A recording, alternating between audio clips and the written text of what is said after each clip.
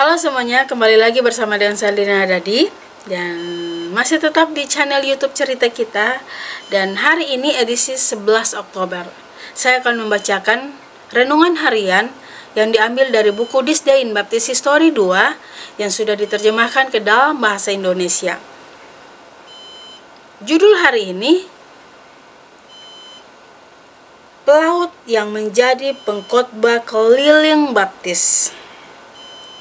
Ayat Alkitab yang dapat kita bacakan yaitu 1 Samuel pasal 7 ayat 3 sampai 4 dan juga pasal ayat 15 sampai 17. Kehidupan John Clarke terbaca seperti sebuah novel. Dan untuk memadatkan sketsa cerita di ruang yang tersedia tampaknya hampir mustahil. Saya akan berusaha untuk merangkum kisah ini sebanyak mungkin. John Clarke lahir pada tanggal 29 November 1758 dekat Inverness, Skotlandia. Ayahnya adalah seorang petani kaya, ibunya adalah anggota Creek atau gereja Skotlandia. Sebagai bocah yang sedang tumbuh, anak laki itu menunjukkan bakat untuk belajar dan diberi keuntungan pendidikan. Pada usia 7 tahun, dia bisa membaca Alkitab dan buku bahasa Inggris lainnya dan terdaftar dalam kursus tata bahasa Latin. Segera dia belajar bahasa Latin dan Yunani, tetapi ketika dia menceritakan kepada ayahnya bahwa dia membenci mata pelajaran tersebut, dia dipindahkan ke sekolah lain di mana dia memperoleh pengetahuan tentang geometri, trigonometri, navigasi, dan cabang matematika lainnya. John Clarke sejak awal menunjukkan kecenderungan untuk hidup di laut. Tetapi setelah pelatihannya, dia bekerja sebentar di sebuah kantor Inverness. Pada usia 20 tahun, dia mencari pekerjaan di kapal. Pengalaman berlayar pertamanya adalah mengangkut tentara dan amunisi perang. Mengikuti pengalaman itu, dia mendaftar masuk kapal lain sebagai bajak laut. Segera dia menjadi rekan kedua di atas kapal yang menuju Hindia Barat bersama dengan kapal lain. Sesampainya di Barbados, dia wajib militer di atas Tobago, sebuah kapal dengan 18 senjata. Inggris saat itu berperang dengan koloni Amerika dan dua sekutunya, Perancis dan Spanyol. Selama kapalnya berlabuh untuk diperbaiki, Clarke dan seorang pelaut lainnya pergi ke sisi lain pulau. Di sana mereka menemukan sebuah kapal yang bersiap untuk berlayar di London. Mendapatkan posisi di kapal itu, dia segera kembali ke laut. Tetapi kapal itu ditangkap oleh dua fregat Spanyol dan dia tetap menjadi tawanan perang. Selama 18 bulan berikutnya di Havana, Kuba. Dirilis dalam pertukaran tahanan, Clarke segera direkrut untuk bertugas di Narcissus, sebuah kapal man of war Inggris. Suatu malam saat kapal sedang berlabuh di Charleston, Carolina Selatan, Clarke dan beberapa temannya membuat rencana untuk melarikan diri. Mereka akan berenang 2 mil ke pantai. Clarke memimpin, tetapi segera dia khawatir akan tenggelam. Saat itu malam yang gelap dan dia tidak bisa melihat, namun ketakutannya akan kematian dan penghakiman mendorongnya. Tidak mungkin bagi Clarke untuk melupakan pelatihan agamanya di pangkuan ibunya. Dia akhirnya mencapai pantai dalam keadaan kelelahan. Di Carolina Selatan, Clarke mengajar sekolah selama 1 tahun pada tahun 1785. Langkah selanjutnya membawanya ke Georgia di mana dia mencari pekerjaan sebagai surveyor tanah. Sebuah bisnis di mana dia sangat ahli. 2 pengendara keliling metodis berkhotbah di rumah tempat dia tinggal dan Clarke dengan luar biasanya diselamatkan dan bergabung dengan mereka. Dia diangkat sebagai pemimpin kelas metodis. 2 tahun kemudian dia bermaksud mengunjungi rumah masa mudanya dan dia mendapatkan posisi sebagai tenaga kerja di kapal untuk membayar biaya perjalanannya. Selama perjalanannya, Clarke memberitakan Injil kepada para pelaut lainnya dengan hasil yang baik. Sesampainya di London, Clarke mendengar John Wesley berkhotbah. Kembali ke Inverness, dia menemukan bahwa semua anggota keluarganya kecuali satu saudari telah meninggal. Saudarinya itu gagal mengenali saudara laki-lakinya, tetapi ketika dia memperkenalkan diri, keduanya memiliki reuni yang hebat. Dia tetap di Skotlandia sampai tahun 1789 dan kemudian berlayar lagi ke Amerika. Sekembalinya di Georgia, dia ditunjuk sebagai pengkhotbah wilayah Metodis dan melayani selama 1 tahun dalam kapasitas itu. Setelah dibayar $60 yang telah dijanjikan kepadanya, dia menolak uang itu, menjelaskan bahwa dia keberatan untuk menerima uang yang diperoleh melalui kerja budak. Saat melayani sebagai Metodis, Tuan Clark memiliki perbedaan dengan doktrin Tuan Wesley. Dia mempertahankan jaminan bagi orang percaya dan tidak menerima bentuk pemerintahan gereja episkopal. Meskipun tetap seorang Metodis, Tuan Clark mengambil cuti dari konferensi pada tahun 1796 dan melakukan perjalanan sebagai pengkhotbah keliling di Kentucky, Illinois, Missouri, dan turun ke Louisiana. Lambat laun dia mulai mempertanyakan pandangan Metodis tentang baptisan.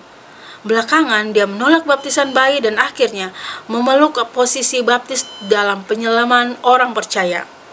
Saat itu dia dibenamkannya. Kadang-kadang dia menambah penghasilannya dengan mengajar di sekolah. Setelah menyelamatkan sebuah sarang telur, dia melakukan perjalanan jauh dengan berjalan kaki sambil berkhotbah.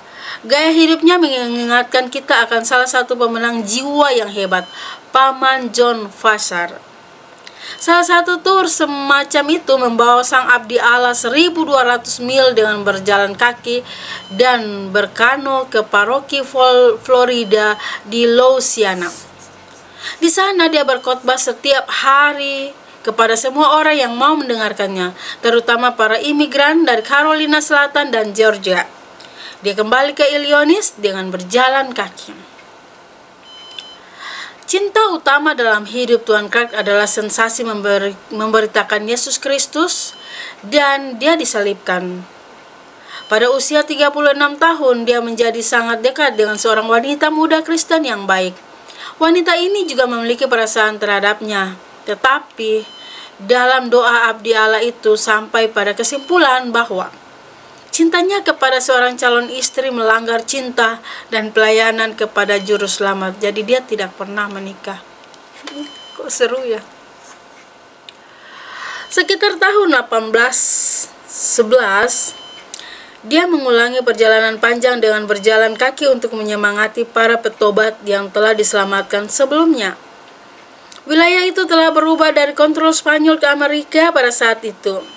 Dia berkhotbah dimanapun dia menemukan penduduk dan kemudian akan menetapkan tanggal untuk kembali, meminta mereka untuk mendatangkan sebanyak mungkin orang untuk mendengar Injil. Dia sangat teliti dalam menjaga jadwalnya, meskipun itu sering berarti berenang dalam aliran air yang berubah menjadi aliran yang deras. Pada suatu kesempatan ketika dia berusia 70 tahun, abdi Allah itu berjalan 8 mil ke sungai Missouri hanya untuk menemukan bahwa badai telah menghancurkan kapal feri yang memungkinkan dia untuk menyeberang. Dia punya janji di Lord Fons Prairie yang saat itu menjadi bagian dari Greene County di Illinois. Untuk mempertahankan janjinya itu, dia harus berjalan 18 mil ke Santa Louis untuk menyeberang dan kemudian berjalan dengan jarak yang sama di sisi sungai Illinois menuju pertemuan. Dia berjalan sepanjang malam dan mencapai Lofton Prairie pada pukul 2 keesokan harinya. Tanpa tidur, abdi Allah itu berbicara kepada banyak orang yang telah berkumpul. Dan banyak yang menanggapi Injil. Mendengar apa yang telah dia lakukan, teman-temannya membelikan seekor kuda yang lembut untuknya. Tetapi setelah menggunakannya hanya untuk satu janji, Tuan Clark mengembalikan hewan itu kepada para donor, memberitahu mereka bahwa dia lebih suka berjalan kaki.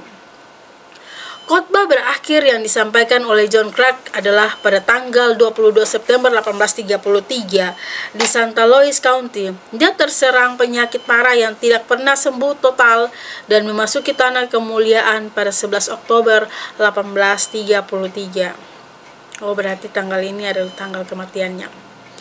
Salah satu kesenangan di surga nanti adalah bertemu dengan orang-orang yang belum pernah kita dengar seumur hidup kita. Saya percaya Tuan Clark mencirikan orang-orang kudus Tuhan yang tidak dikenal, yang melayani Tuhan kita dalam pekerjaan yang tenang dan rela berkorban. Suatu hari di tahta pengadilan Kristus, mereka akan mendengar juru selamat berkata, "Bagus sekali, hamba yang baik dan setia. Semoga kita setia di mana Tuhan menempatkan kita untuk bekerja." Sedih. Pelajaran apa yang dapat kita belajar dari renungan hari ini? Sebenarnya saya juga baru pertama kali membaca ini ya. Dan ada beberapa poin yang saya garis bawahi. Mungkin yang sempat kalau kita sudah baca tuh apa yang terlintas di kepala kita itu. Di sini yang terlintas itu, yang terlintas tadi itu di saat dia menyukai seorang perempuan dan dia tahu perempuan itu juga mau ikut ambil bagian di dalam pelayanannya. Tapi dia juga memikir panjang. Terkadang tidak semua orang harus menikah juga. Mungkin kalau dia sudah menikah, pelayanan dia untuk melayani Tuhan berkurang, lebih baik tidak menikah gitu. Jadi kita harus semangat belajar seperti yang tadi, yang paling kata-kata terakhir itu ada pesan yang berkata bahwa suatu hari di tahta pengadilan Kristus mereka akan mendengar juru selamat berkata, bagus sekali hamba yang baik dan setia. Semoga kita setia di mana Tuhan menempatkan kita untuk bekerja. Aku suka banget nih.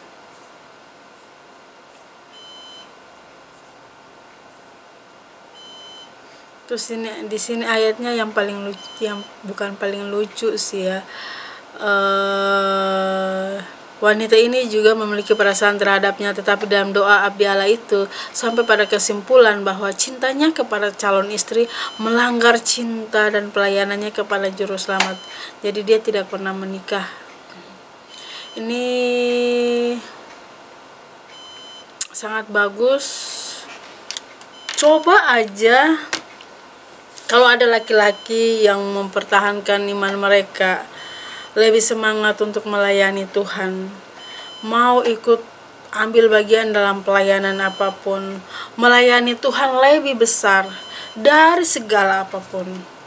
Sebenarnya itu yang paling bagus untuk dijadikan teladan buat kita semua. Untuk saat ini kita hanya bisa berdoa, semoga semakin hari semakin banyak jiwa-jiwa, dan juga semakin hari semakin banyak orang-orang mau melayani Tuhan, memberitakan Injil, menyelamatkan banyak jiwa. Bye-bye.